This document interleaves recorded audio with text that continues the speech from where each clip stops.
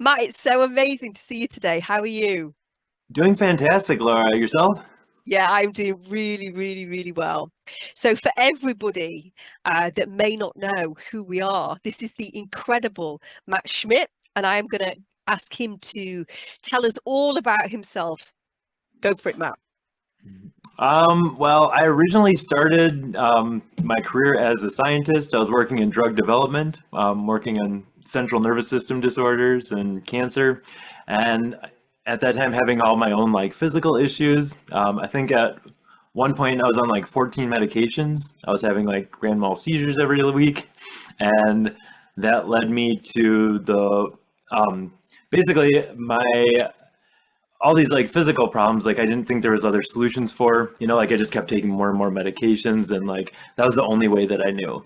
Well, as you know, like the universe kind of nudges us in the direction we're supposed to go. So once that path was done, it was like basically like 10 years of like things not working out.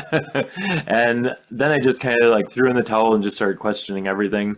That led me to a bunch of amazing like teachers, Dolores Cannon being one of them, and just questioning everything. At that time, I had my first QHHT session.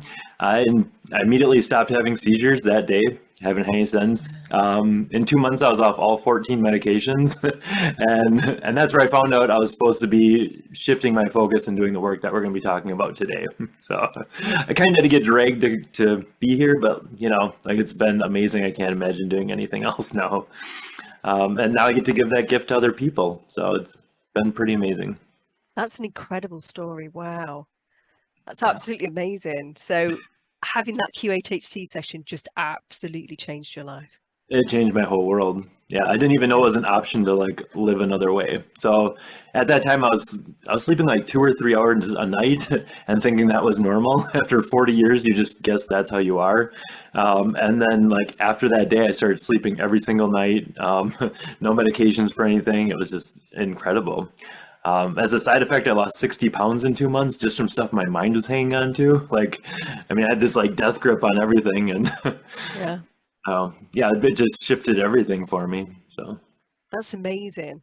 And I've seen you around for a long time in this space now. And for anybody that doesn't know who I am, I'm Laura Whitworth. I'm the founder of Soul Center Healing Hypnosis, and I'm also a QHHT practitioner. I am a clinical hypnotherapist and psychotherapist. And Matt and I, we do similar sessions. We help people with these amazing quantum sessions, and we help them to find out who they are in different spaces in the universe, and also to heal their soul, basically, as Matt has just explained. The reason we're together today is because we've realized that both of us have an expertise in the area, in the arena of entities. And I was really, really interested to hear Matt's story today in regards to how he first came across entities and how that has progressed since he's been doing this. So I'm going to ask you that question, Matt. Tell us how you first became aware that entities were a thing. well, first of all, in the way that I was like kind of classically trained, I didn't believe in entities, even like with my background religiously and stuff like that. Like growing up, like I didn't really think that was a thing. And even some of the people that I've come across, they're like, "Oh, this dark thing's attacking me," and then you find out, okay, you're just not dealing with something. So they just kind of mislabel it. There's a lot of misinformation out there, and I think that's what kind of blocked me from having this awareness initially. But it was kind of session after session where it's like something was just off. You can feel it was off, but you can't put your finger on it. And I didn't know what that was. It wasn't until I had one session with a person where I was communicating through what I thought was her higher self. So in these sessions, the person's higher self comes through and they're speaking on behalf of their higher self. Usually it's like this higher level wisdom and knowledge and guidance. And I asked the question, what she needed to do for, I don't even remember what it was, for something to heal. And the answer that came through was, she needs to die. Like, okay.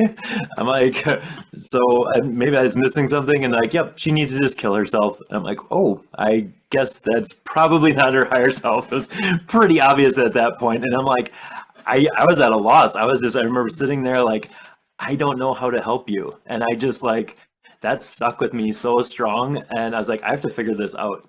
If I want to be able to continue helping people in the way that they need, I need to have more tools in my toolbox, and I need to figure out what the hell's going on. So I started asking around. I I had some friends that were doing some of this other work, and it's pretty aggressive, like the approaches that they took to clear some of these energies and stuff that were interfering, and it just something didn't feel right with that either. And then that kind of nudged me more towards some of the shamanic approach. And then I found out, oh yeah, these people have been dealing with these for thousands of years. This isn't like a new thing. Like I have to like reinvent something. So yeah, that was kind of the nudge that I got. And then that's kind of the path that I followed. And even in that, there's different ways to handle things. So I've kind of pulled from here, and then I'm like, okay, how can we help you? And I think one of the biggest things was I would just stay curious. I'm like, let's ask it. Okay, your voice switched, like, well, who am I talking to? Well, why are you here? And then when you start asking better questions, you start getting better answers and you get more of the story. So yeah, it's been pretty eye-opening from there. It's quite funny because as I listened to you talking and explaining your journey, I'm smiling inside because literally the exact same thing happened to me. And I remember early on when I started in the quantum space, this one particular client turned up to my office, and I mean, I didn't really know much about energy back then. You know, I'd not really fully stepped into that space. But when this particular client came into my office, I felt this dark presence enter at the same time. And once I'd got her on the bed and, you know, we'd done the regression and everything, this voice literally just boomed out of her and basically told me to F off because this BITCH is mine. And I was like, okay. Can I ask who it is that I'm talking to? Same as you, because I mean, when you're thrown into that type of scenario and you've been fed all of the everything's great, everything's light, just follow this script and you're going to connect with the higher self, and you know, you kind of not taught any deviation from that, that when the deviation occurs, if you don't know what you're doing, it can be, I'm not going to say scary, although back then it was pretty scary, but now I know better. Yeah. Now I've been in that space long enough, I know that there's nothing to be scared about.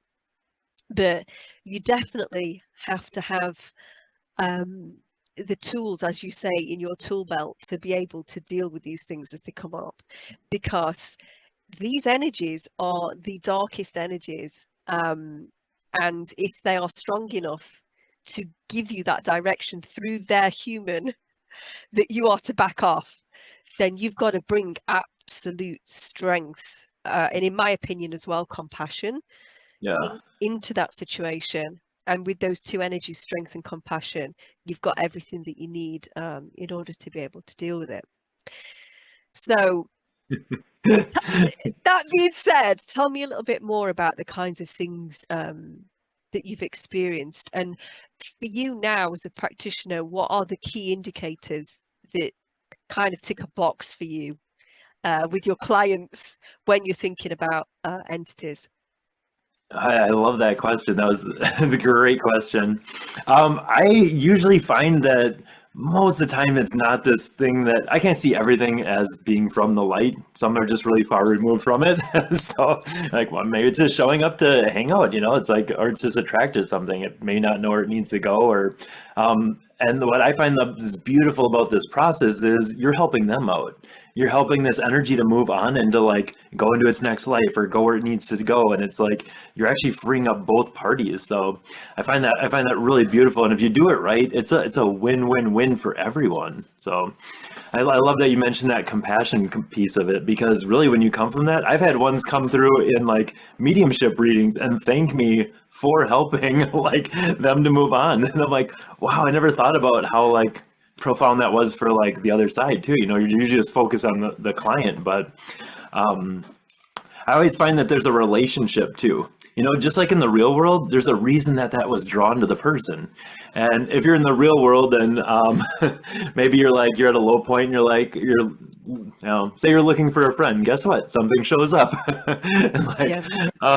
maybe in the real world, like, I don't know, Steve moves into your house. And then it's like, all of a sudden it's like 2 months later and he's still sleeping on the couch and you're like, okay, dude, time to go. But like in the non-physical world, we don't realize that these things are still hanging around and they're draining our energy. And like, it's sneaky too, because it almost seems like they are us. And so until you start this process of like separation and like differentiation, that it becomes apparent like, hey, wait a sec, this isn't me. And those thoughts kind of bleed into our own, but it's also mirroring something within us. So what you said about bringing out, like, what are some of the things that check the boxes? I noticed when I listened to the language first, you talked about the pre-talk, how like you're listening to the person, what they're saying, and they'll be like, oh, I just haven't felt like myself in a while, or like, or they'll have some weird thing that's not them. Oh, every time I drive by my grandparents' house, I get so mad. I don't know what it is. I'm like, okay, it's not you. Just when things start to feel off, I usually know. It's usually like a knowing or a feeling for me, or like we talked about the animals, like when the cat starts hissing when they walk in the door, like okay, something else here. Yeah. And those are usually kind of some like key indicators. So I notice when I have a person that I'm working with and they're in that state, all of a sudden when things start getting uncomfortable, it goes into survival mode. So it'll start moving all around their body. It'll be like a distraction, like, oh, it's in my head. Oh, it's in my foot. Oh, it's in my arm. And I'm like, okay, you know you're on the right track then. Or if they get up and try to leave, I think we're done. We can be done. Let's sit back down. It's pretty cool to watch, but you can start to pick it out a lot easier the more that you do it. It doesn't have to be as obvious, but the more you question, the more you start to like kind of tease it out, the more obvious it becomes. I also think as well that those the clients that will come that have entities, they look very, very distracted, very shifty. They will want to use the restroom more than normal. The second you start to regress them, they'll be like, I need the restroom again. And you will say, well, we have just used the restroom. I do think that your bladder is empty because we know that you've just used the restroom. Let me just work with you for a little bit longer and we'll see if we can alleviate that pressure, because you know it's an entity. And if you let them go, then you know the entity can potentially skedaddle whilst they're off in the bathroom. Something that I learned over time with dealing with a multitude of these things, literally, is that what you said back then is absolutely on the money. It's spot on. We go through an emotional trauma as a human. So I'm going to get my little teaching tool out now because it just helps me regulate my thoughts. We go through a certain emotion as a human. So say, for example, it's sadness. And that is connected to the sacral chakra. So the sacral chakra should be joy. But when you are sad, then this makes this sacral chakra vibrate lower. The light, the resonance of light in the sacral vibrates lower. What happens then is you become a magnetic match, a resonance for these entities that need to attach to that specific bandwidth of light to survive. And you will pull those energies in and they will attach. And then you might have gone through that period of sadness and be coming out the other side. But your little hitchhiker that got in there will stay in there until you remove it. And that's effectively what we're doing, isn't it, in these sessions? And this is something that I will show to my clients and students. So over time, say for example, something makes you go into fear and that affects your root. Something makes you sad, that affects your sacral. Somebody guilts you or shames you and takes your confidence away. Somebody suppresses your throat, so on and so forth. Over time, you end up looking like that. So the only light you've got going in is the light from the root. And because this represents these attachments to these entities that are siphoning all of your light. And so that's what causes physical diseases in the body as well. It's a combination of the emotional negativity that starts in the mental body, goes into the emotional body, then affects the energetic body, which then affects the physical body. So if you can start helping people in the mental body and the emotional body before it gets to the energetic and the physical body, then we would not have to be in this situation at all. And these entities would not be able to attach to us. But our world has been kept so traumatized and so sad and so in fear for so long that it's just an absolute feeding frenzy for these entities. Humans are like the ultimate food for these beings. And you know, that's talking about a dark entity, but many of the entities that we will find are earthbound spirits, aren't they? Yeah. So the energies of a human that, instead of going into the light, off up to source when they leave their physical body, they become bound on earth due to a trauma, terror, a strong addiction, or a strong possessing feeling over a person or place. So if humans that lose access to their physical body become bound on earth, they then become really scared and really nervous because nobody can see them. They're freeze framed in their mindset that they were in when they died. And then, say, for example, your next client is an alcoholic and that's why he's coming to see you, but he's stood in a bar and this earthbound spirit comes in trying to get a drink because he's an alcoholic. That's why he crashed his car and died. And the two end up pulling together. And I don't know if you've noticed this or found this in your work, that when you work on somebody that's got an addiction, they can have, you know, up to hundreds of earthbound spirits attached that are all addicted. They're looking for the same high, really, and they're experiencing it through that individual. So it's like, oh, they can still get what they were chasing in this lifetime, and oh yeah, It's lots incredible, of isn't it? stories. It is. I love that we didn't talk and we came to the same conclusions, like independent of each other. Like that says a lot for, I don't know, for where we're at. So That's why I wanted us to have this conversation, because I think we've been going a similar length of time and we've had similar experiences and we live in different countries. And I think it's really important for anybody that's in this space to understand that entities very much are real. There are different types of entities. You know, there's the darker ones that siphon the energy from the chakra system. There's earthbound spirits, as we just discussed. There's dark parasites. There's AI. You can find implants in people as well, can't you?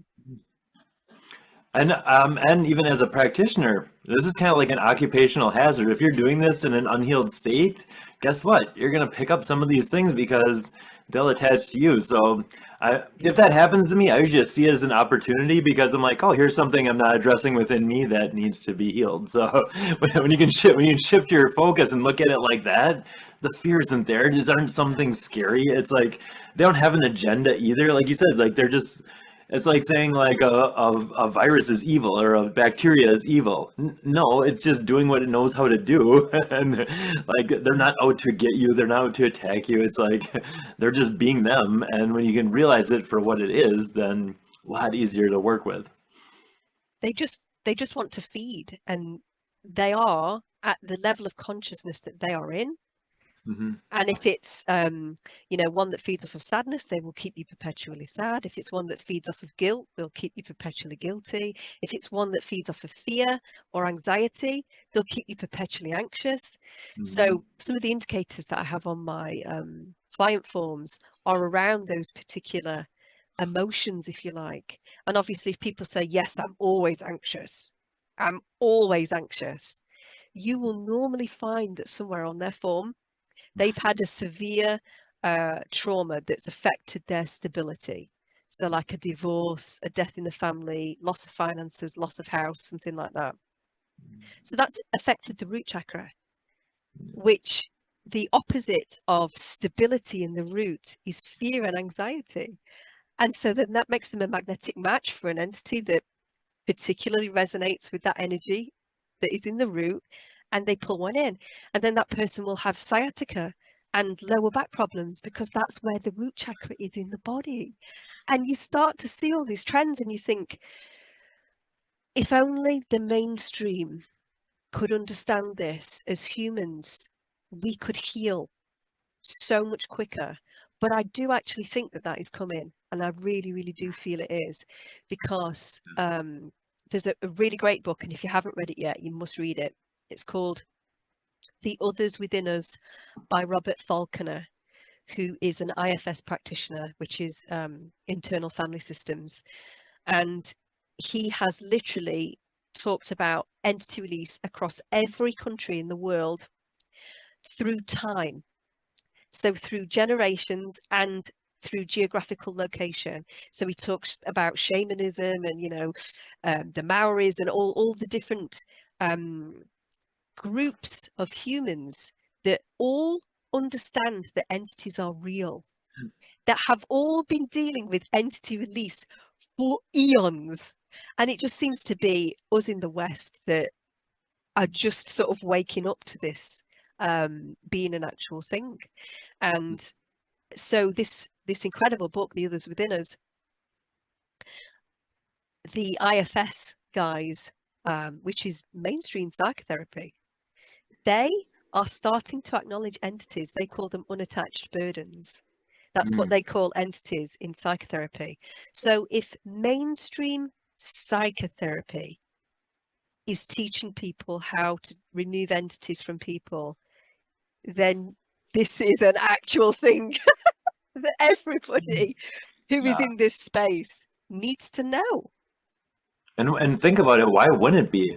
Like I'll have a full conversation with some of them. They'll tell me their whole life story and everything and what they were doing before they died. And like, okay, really, is the person making all that up? Like, I don't know how you can refute a lot of this stuff. And I think it's something that people need to be aware of, especially if you work in like the mental health fields. If you work in a hospital, you work in hospice, you do like healing work. Like it's an occupational hazard just to be in those environments, So like if you can understand this at least at a base level, you can actually like start working in the space and heal. I've done lots of sessions with paramedics and nurses, and the amount of earthbound spirits and dark energies that you will take off of people that are at the direct front line in the medical industry, surgeons, doctors, people that are there when people are dying. You will find so many earthbound spirits attached. And one particular paramedic that I worked with, who actually trained with me in the end, he left. Cool. He left being a paramedic because he realized what it was all about, and he came to train with me, and now he does what we do.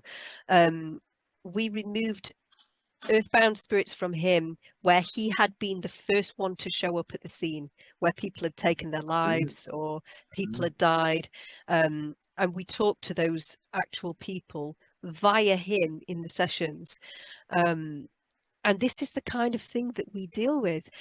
And for you and me, this is the day job. This is what we do. This is normal. Yeah. So it's so difficult, isn't it, when you go out into the real world and you have to mingle and people say, so what is it that you do? What do you normally tell people that you do? Well, the other day, someone asked me that, and I was just like tired of explaining. I'm like, I don't know, stuff with people. I just generically, I just usually say like, I guide people to heal themselves. So that's beautiful. Anything physically, emotionally, mentally, and how that looks is so drastically different for each person. But it all falls under that balloon. So that includes the entity and release and stuff. So. I usually when in a session too, I don't even say entities. They're like, oh, there's just this sad red energy that's in your chest. Okay, let's just talk to it. And like, because if people can address it like that, there's no like resistance. They'll help you to help it move on, and like, it doesn't have to be this big thing. It's actually this loving process that you get to do for them, for the energy that's attached to them, and for yourself. Because I always think about these energies, particularly the earthbound spirits. If you were a human that had lost access to your physical body and you died, but you were terrified when you died, so you didn't dare go into the light, or you felt that you didn't deserve to go into the light, wouldn't you want somebody to come in and find you and help you? Yeah. Wouldn't that be, your deepest and dearest wish, that somebody would know you were there and they would help you. Yeah. So I think for me, Love that. what we do is it's very sacred work. It's very profound. It's very loving. And I think providing you come at it with the right energy, which is absolutely compassion, but with strength, then those two energies are perfect for entity release. And you know, it's what's the word I'm looking for here? It's tough work because you hear a lot of things, and you know, some of those things, they really move you. But what you have to think at the end of the day is not only are you helping your client to get rid of layers of density they didn't even know they were carrying and move into their best self and vibrate higher, but you're also helping those entities to go back into the light and to be who they really are. And that is just the most incredible thing. And I know there's many amazing jobs out there, but I personally think our job is the coolest. Same. So is there anything else that you would like to mention or talk about in regards to your journey with entities? I think it's a beautiful process, and most of the ones I find are really like the disincarnate souls, or just like the just energies. I don't even really see, like, even if it's like the darkest dark energy, it still has a story. It still has why it's there, and you can still help it to move on in the same way. I find that a lot of the ones that are stuck here are worried about like judgment on the other side. You know, if it wasn't a fast death, where it like kind of like pulled them out of their body quick and they're just confused. But like they're worried about judgment, they're worried about going to hell, they're like all these religious things. So you actually have to heal the entity to allow it to move on. Otherwise, like like I'm not moving on. That's the reason I didn't go in the first place. So you have to like be able to talk them through, like, oh yeah, this is this light that's within you. You're part of this divine spark. It can't be extinguished. And once they realize that, then they'll usually go. And usually the thing that seals the deal is having someone come forward that they recognize that's not you. And then it's like, okay, there we go. And then they can go freely, but once they have to like kind of come to those on their own terms. So you're actually doing a healing within the healing session. There's a lot to be said, isn't there, for the power of consciousness, because it is what that individual believes that will keep them bound in that lower astral plane. And because they might feel ashamed about some of the things that they've done in their life, or they might think that they don't deserve to go, you know, to heaven, as many people are, you know, that's the terminology that people associate with. That is the reason that they don't, because they don't think they will be welcome. So people like us having that conversation with them and saying, buddy, you're more than welcome. We're all here for you right now. We've come into this place, in this darkness, in this realm, to lift you up. You are welcome. You are loved beyond all measure, and we are here for you today. And to move those guys on, I think that is really, really satisfying to be able to do that. Any other crazy sessions that you want to mention that you've done that you've thought, wow, I'm really glad I knew a little bit about entity release before this particular client came along? Some are just, I would say, pretty energetic. Like, you know, they're like flopping around and yelling in different languages that neither of us know. And it's like, but you can address it the same way. At this point, I'm just sipping my tea and like, all right, sort it out. And they eventually figure out what they need to from there, and they'll translate for you, and you can move it along in the same way. But if you didn't know what you were doing, it'd scare the crap out of you. Yeah. So. I find you mentioned like some other, like, or asked for if there's other like key pieces of this. I find, and you do this in your work as well, but you talked about where they get attached. Some people do entity release, but they don't heal that core wound. So guess what? You got rid of the entity, but then something takes its place. I just talked to someone recently, and she's like, "I do an entity clearing every day." I'm like, "What?" And she's like, "I do an," and she said it again, and I'm like, "Don't you ever wonder why they're there?" Or like, like you have to go, you have to take that a step further and actually heal that core wound or that crack in your field or whatever, however you see it. Otherwise, something else just comes in. Okay, you help something to move on, but you didn't actually heal that core space. So, And that is, I'm so glad you said that, because that is so important. And that core wound will always come back to emotions, which come back to a trauma. So that person has to go back into the original trauma and go into that space with somebody like us and help that part of themselves, which very often can be a childlike part, to heal, to go in and reframe the memory, if you like, of what actually occurred. Because when you go in and reframe what it was that occurred, the consciousness doesn't care that it isn't actually in the moment. It just feels better. And so then what happens then is, if you actually heal the emotional body of the client, once you've removed all of these entities and you've brought their light back in, that will stay. And if these are all vibrating in those particular colors, in the true resonance of what they should be, no entity can get in. I actually believe we used to look like that a long time ago. But the first fall fractalized them out into the colors of the rainbow.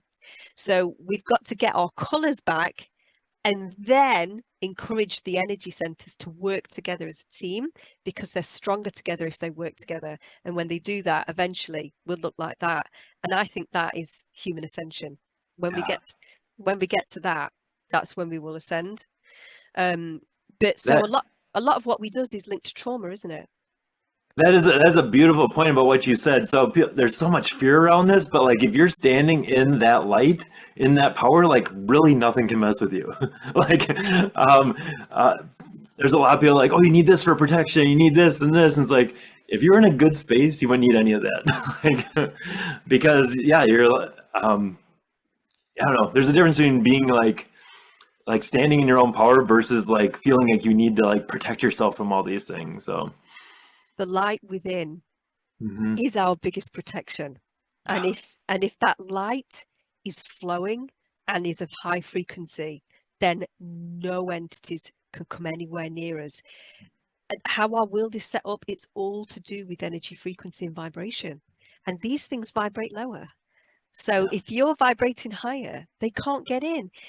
They only get in when we are at our lowest. And that's always linked to trauma. So many people carry them, because what person do you know that hasn't had a trauma? Yeah. We've all had them, haven't we? So I think every single human on planet Earth would benefit from what it is that we do. I think so. That's the truth. I hands down. I want to run something by you. I noticed this in quite a few people. I get to a point and the energy is not leaving. The entity is like, it seems like it's hanging on, and I'll pretty much always find out that the person's hanging on to it more. They won't let it go. and then I ask them, like, wait a second, I'm like, and then I kind of switch gears. I'm like, okay, what part of you is afraid to let this go? Well, I don't know who I'll be without it. Or like, I'm afraid to lose this part of me. And I'm like, oh my gosh. And the entity's like, I'm trying to leave. They won't let me go. and that's it. So an example of that straight away. Say, for example, you've got somebody who had a sexual trauma as a child or as a teenager, and that's lowered the frequency of light in the sacral chakra, which has let an entity in. But as they've got older, that entity gives them an edge in the bedroom, because maybe they've not got a lot of confidence either. So having that entity there gives them an edge. So sometimes you can get that symbiotic relationship between the entity and the client, where exactly as you say, it's more the client that doesn't want to let the entity go. Or you can get people that, were abandoned as a child and left by their parents, and they made a deal, if you like, as much as a baby can, with an entity that the entity says, I'll protect you, I'll keep you safe, I'll make sure no darker entities come anywhere near you, but you've got to feed me. And from now on, I'm yours and you're mine. And you can get situations like that occur as well. Going back to the trauma that we talked about and how trauma as a child can fractalize the mind into parts. You can get a client that will come to see you and say, yes, I want entity release. Please take them all away. But when you get into the session, there can be a part of the client that's like, hell no, he's my buddy. We're not taking him away. And that is a situation like you've just said it right there, where if one will not leave, it is normally because a part of the psyche of the client is not quite ready to let it go. It's been amazing to chat to you today, Matt. I think this chat has been long overdue. It's been an absolute pleasure. If you ever want to get together again and chat about entities, I would absolutely love that. I'm sure there'll be a part 2. So for everybody watching this, thank you very much for watching, and we'll see you again soon. Bye.